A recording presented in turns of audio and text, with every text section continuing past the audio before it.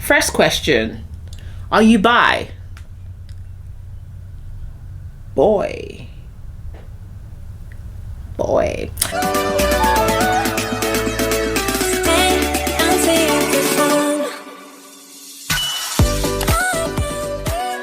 Hey guys, I'm back.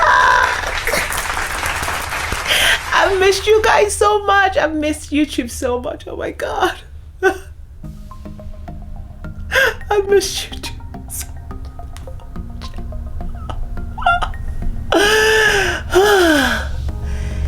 It's good to be back. It really is. So I have been off YouTube since EndSARS. I know that a lot of you know what EndSARS is because I think 90% of my subscribers are Nigerians, and the others, I think they are Nigerians as well, but they just don't live in Nigeria. But anyway, yeah. So EndSARS was a big deal for me, and it just took all of my time, my energy, my emotions, everything, and I put my all in it. So I just couldn't bring myself to do a YouTube video. Even when I wanted to vent and scream and, talk about it, I just felt like, wait, like, what exactly am I gonna do? Put some makeup on and then come on camera and then what? Nah, I just couldn't be bothered to do it. But yeah, I'm back finally. So it feels so good to know that you guys really love, watching me, because so many people were sending me messages, oh Renee, when are you coming back? Renee, we miss you. And I was like, oh my god. Feeling like a celeb, baby. Anywho, don't drop, oh. My phone's about to drop. Anywho, so like I said, EndSARS was a big deal. I'm gonna do a full video on that because there are a few things that I wanted to talk about. There are a few things that I was really, really upset about. Like, for example, Ronke Raji getting all defensive because people were asking her to use her platform to talk about EndSARS, and she was like, oh no, I need to do some research. And I was like, what the hell's wrong with you? Please. Because, like, honestly, I get that, you have a platform and, you're using it to make money and, that's your livelihood and whatnot. But at the same time, this is your country, and, like, even if you don't fully understand what is going on there, you have family, they're telling you what's going on. And, like, the least you could do is just put up a post and, ask people, like, wait, I've been hearing a lot about EndSARS, what's going on, what is it, can someone explain it to me? Like, you can't just use the excuse of, oh, I don't know, I need to do some research, I don't really know what's going on, and basically not do anything or say anything about it. But anyway, this is not me attacking Ronke Raji. I'm not doing that. I don't attack people, but, like, that's part of the conversation that I want to have, and I'm going to do that on my next video. So we're going to talk about EndSARS and, how I was involved and, what I think should have happened, how I think some people should have acted, or how they should have used their platform and whatnot. So yeah, that's that. So today, I have a few questions from you guys. I went on Twitter and I asked people to ask me questions that they really want to know about me, and boy oh boy did I get questions. I did. Very juicy ones as well. They weren't as juicy as I expected them to be, but I don't think people saw it because, like, I tweeted it I think around 1 a.m. and, like, I only got maybe about 40 questions. So I'm just gonna pick as many as possible to answer those questions, because I'm trying to keep my video as short as possible.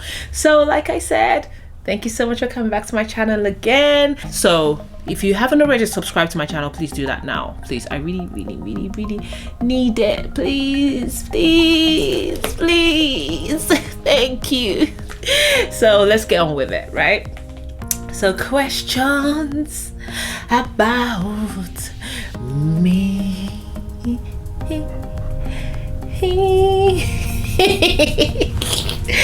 So, first question, are you bi? Boy. I love beautiful women. Beautiful women. They're so gorgeous. Women are just so gorgeous. But yeah, no, I'm not bi, but actually maybe I am. What is a bi? What is it?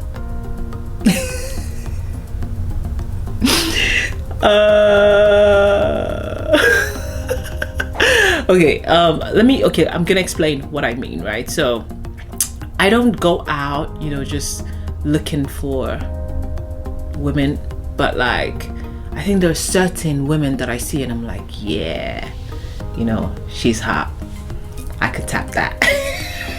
I'm joking. But yeah, I don't like to put a label to it. I think that I'm just fluid. I do like women. I love men. But yeah, I love women as well. That's that. Number 2, how do you stay positive? Okay, so this is one of the most popular questions because people see me as this bubbly person, and it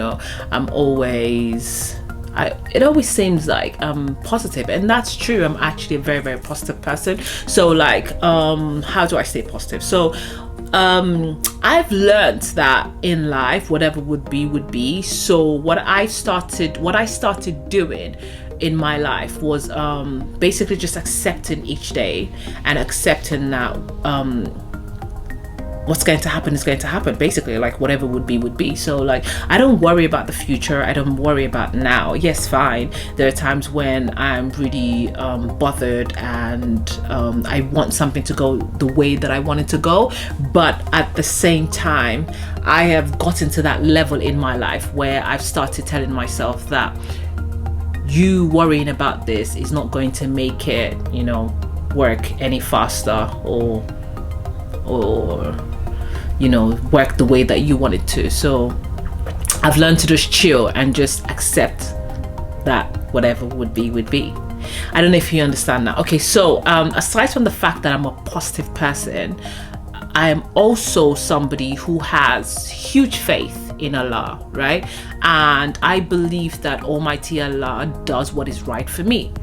And that also means me putting myself in positions and also making sure that I am ready for whatever blessings God is bringing into my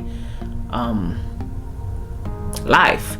So to answer your question, how do I stay positive? I just accept that whatever would be. I don't like to worry about the future. I don't like to worry about the now. I don't like to stress myself about things that I cannot change. I just let things go and let it happen. But if it is something that I can change, I work hard at it. I do everything in my power to try to change it. But if I can't do it, then I let it go. And like I said, whatever would be. What was the reason for your divorce? Right. So I did a full video about this. Like I said, I don't like to talk about my ex-husband. I don't like to talk about anything. I don't like to talk too much about us because like it's his life as well. But okay, I would just say that we were two people who weren't supposed to be married. So that's why we're still friends, because like we're actually amazing together. Like we're really good friends, but we just shouldn't have gotten married, because like we thought that because we got along and because we'd been together for so long that we had to get married, and we honestly didn't. So when we got married, there were way too many differences that we just couldn't we couldn't reconcile on, and it caused a lot of issues for us. So I've always said that he's an amazing guy. He is an amazing guy. But what I've learned, and I'm so grateful for in marriage, is that you can be with an amazing man who isn't good for you as a husband, and vice versa. So to him, I'm an amazing woman, but I just wasn't, the kind of wife that he deserved. So like I said, it doesn't always have to be negative. It could be, as little as, okay, maybe he's not the kind of man who is outgoing, and you are an outgoing person, and you want, or maybe you're the kind of woman who likes romance, and he's not a romantic guy, and you think that you're going to be fine with that. A lot of times people think, oh yeah, oh fine, it's okay now, I can't have it all. But those things that you're depriving yourself of, you're going to continuously sit down and think to yourself, oh shit, I actually really want this. Because every time you say it, like maybe your friend, her husband or her boyfriend does something romantic for her, you're just going to be like, oh my god, I really want that. And people keep saying that, oh, these things are trivial, it's not a big deal, as long as he has this, he has that, it's not a big. But boy, like, I would rather be single than not have the things that I really want. There's so many things that I want in my partner that makes me extremely happy, and even though he was an amazing man, he couldn't give them to me, and vice versa. So that was the reason. So without saying too much, you should try to understand what I'm saying, right? That yes, we were really good friends. Like, I told him things that I'd never ever told other men before, but as my husband, it just wasn't working, and the same for him as well. So yeah, that's that. I hope that answered your question. What motivates you? Okay, so what motivates me? Motivation for me is just waking up every day and being able to make an impact in this world. Like, I just want to impact lives, and I want to be able to leave a mark when I'm gone, and know that I left something that so many people are going to benefit from. That is something that really, really motivates me, and I'm working on it. And that's something that I do with Visitor Hospital today. It's not just a charity that helps people pay bills. It gives them hope. It just makes them feel like, oh my god, so like somebody can just come from nowhere and literally just do something amazing for you and not want anything back. Wow.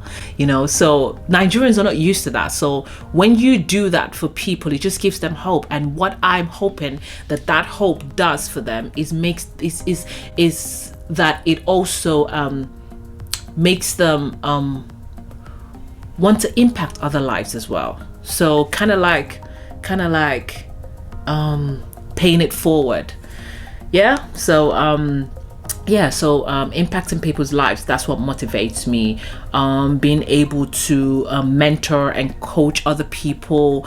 I love mentoring young women. I love teaching them about how to love themselves, on the inside, on the outside, how to be themselves, how to accept themselves for who they are. A lot of these things are things that motivate me. What else motivates me? What else motivates me? Learning new things. I think that's it. Yeah. So impacting lives, mentoring people, coaching people, and learning new things. These are things that motivate me every single day. Yeah. Next question. Hold on. How do you handle social media bashing and criticisms? Right. So social media is like a market. So you are, let's say, I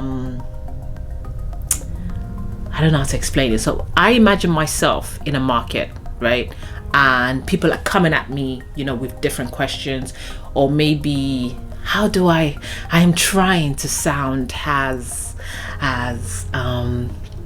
philosophical as possible, but it's not working. So let me just put it simply. So social media is like, you can't expect everybody to like you. That was something that I had to learn the hard way. Oh my god. Like, I literally used to be so bothered by the fact that some people, how can someone somewhere that doesn't know me just doesn't like me? And I would try so hard to explain myself. I would try so hard to be a certain way. But I no longer, for lack of better words, I don't give a fuck. I'm sorry. I really don't. Like, you can't expect the whole world to like you. So that is what I've come to accept. So every single time I have I have an opinion on social media, I just know that it's possible that there's so many people out there who wouldn't like my opinion, and that's okay. But I stay true to myself. I'm not going to cower or, feel like I have to be a certain way because, people might not like it and whatnot, So, yeah. So how do I handle it? I handle it by just accepting that not everyone's going to like me, and that shouldn't stop me from being who I am or expressing my own opinions. What else? How do you deal with social media criticism? Also, I deal with it by knowing that a lot of times, way too many times, our realities are different, and that's true. So a lot of times, even my responses are very sarcastic, and people hate that, and I don't care. So, like I said, how do I deal with it? I deal with it by knowing that not everyone's gonna like me, our realities are different, and I don't give a fuck. Simple. What else? You are smart while you exude so much sexiness. Ooh, thank you. Do you wonder which one attracts men to you? I don't care. I don't care. So when I was much younger, I used to be really upset about the attention that I used to get, because it just made me feel like, oh my god, every guy wants to fuck me. But what's wrong with every guy wanting to fuck me? It doesn't matter. The people who I need to take me seriously, they take me seriously. So I don't think that it matters, what anyone thinks when they approach me, as long as what I think matters. So basically what I'm saying is, if for example a guy approaches me and I don't know what his intentions are, and I'm thinking, okay, maybe he likes me or whatnot, and I find out that he just wants to fuck me, I have the choice to say no, I'm not interested, right? So again, it really doesn't matter what the intentions are. My intention is what matters. As long as the person is not trying to rape me, I have the choice to say, oh, I'm not interested in that, you can go. And sometimes if he comes and he's attracted to me and I'm attracted to him back, please. But yeah, that's that. So it really doesn't matter. Like I said, I no longer care about that. Next question. What makes you keep doing good in this evil world we live in?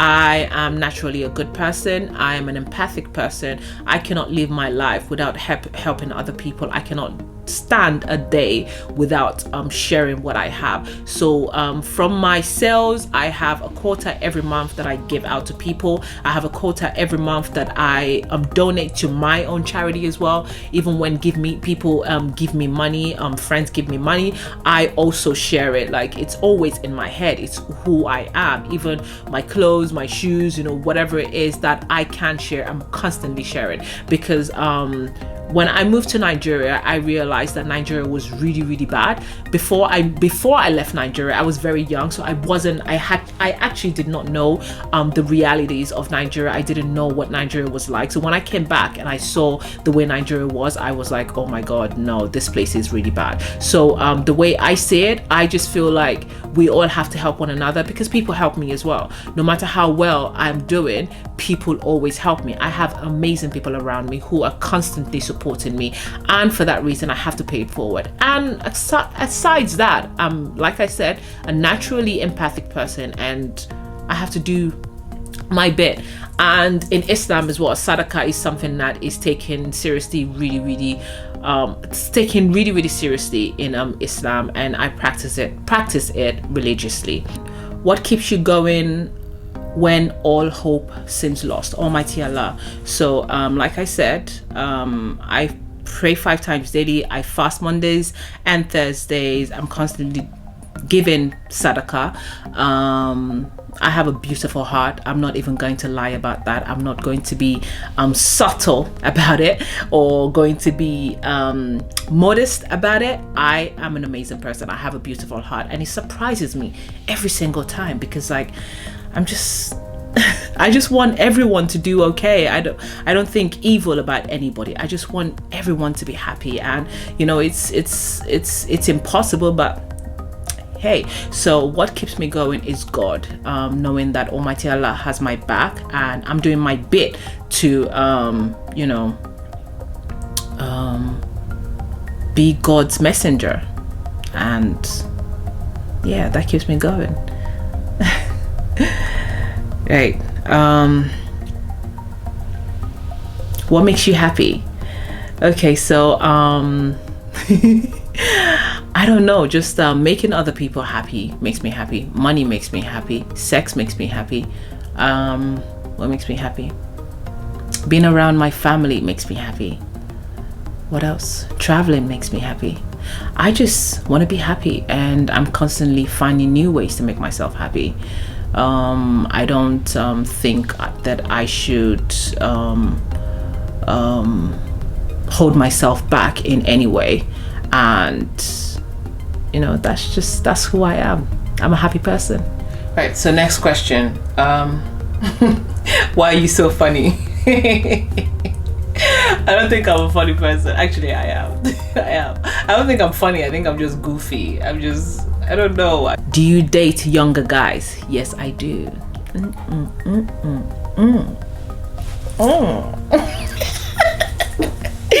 So yes, I love dating younger guys. I feel like they get me. They really do. But yeah, I've had better experiences with younger guys, and I look good for my age. So they always want me, and I can't deprive them. So yeah, that's that.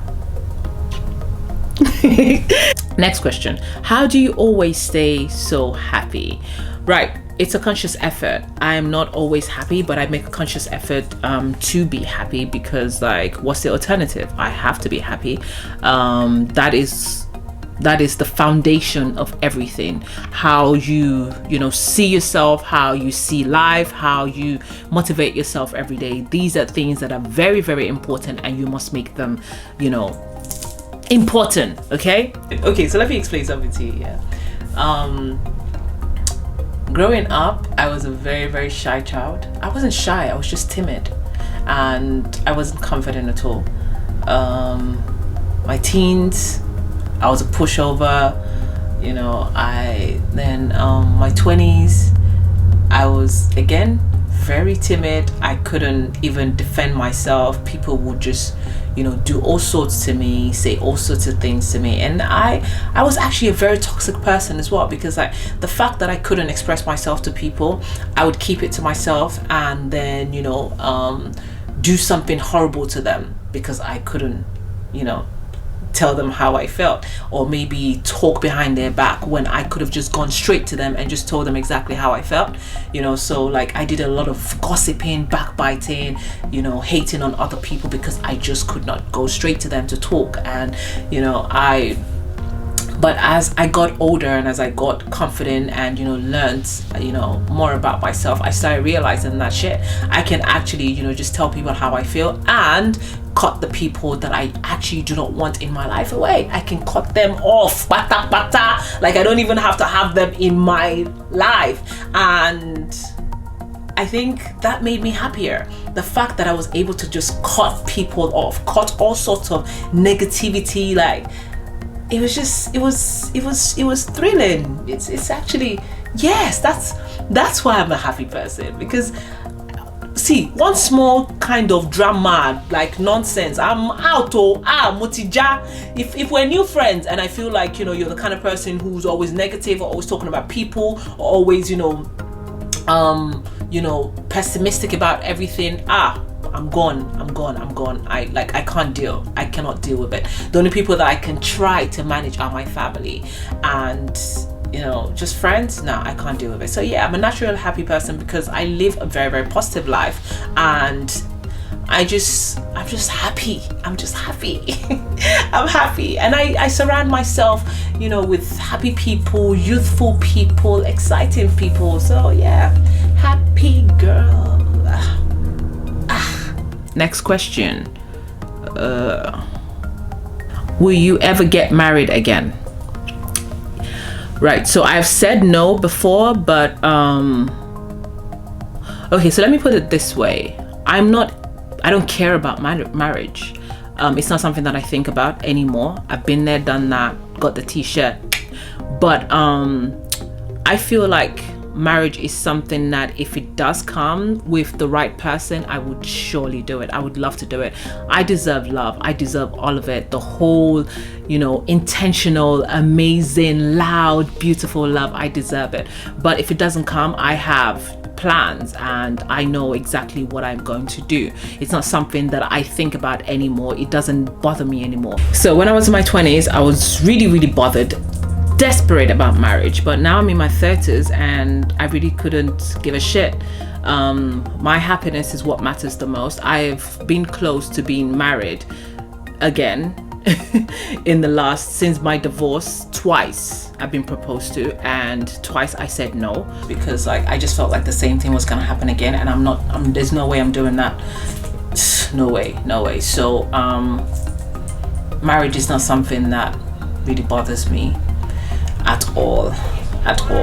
It's unfortunate that so many young women project on me, and they think that because I'm in my 30s that I am secretly unhappy and I really do want to get married and whatnot.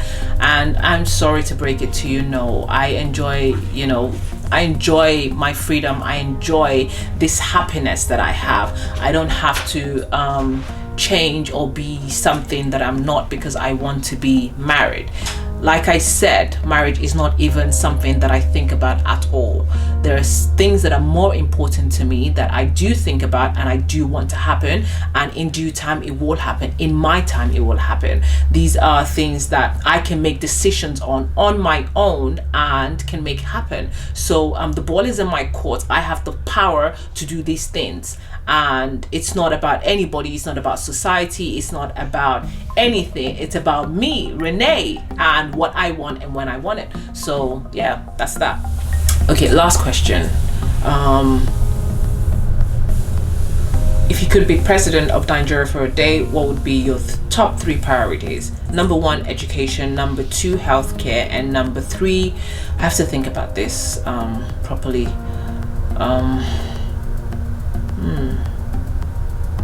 Let's see. What would be my number 3?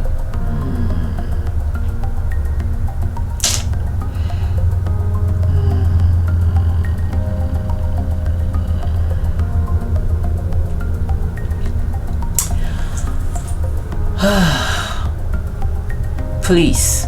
Yeah. Defund the police. I think that there has to be a centralized way of dealing with the police, and how, you know, their training, how their wages, pension, it's in shambles as we speak. It's really bad, and it goes really deep, because like during NSAS, for example, we found out so much about the police, and it was heartbreaking because nobody knows where to start. So that is something that I would really look into. Yeah, so education, healthcare, and defunding the police, and that's that. So I think I answered about 10 questions. I don't want my video to be too long. It's the first video in a long time. So like I said, I'm glad to be back, and thank you so much for watching me. Thank you. I appreciate it. So that's that for today. My next video, I'm going to be talking about NSAS, my participation in NSAS, what I thought that, you know, people could have done better, and what we did, and how we did it, and what we could have done better, my opinion on a lot of things, and that. So watch out for my next video, which is in a few days. So yeah, that's that. So once again, thank you so much for watching. If you haven't already subscribed to my channel, please do that now, and thank you so much for watching. Have a good day. Bye. Mwah.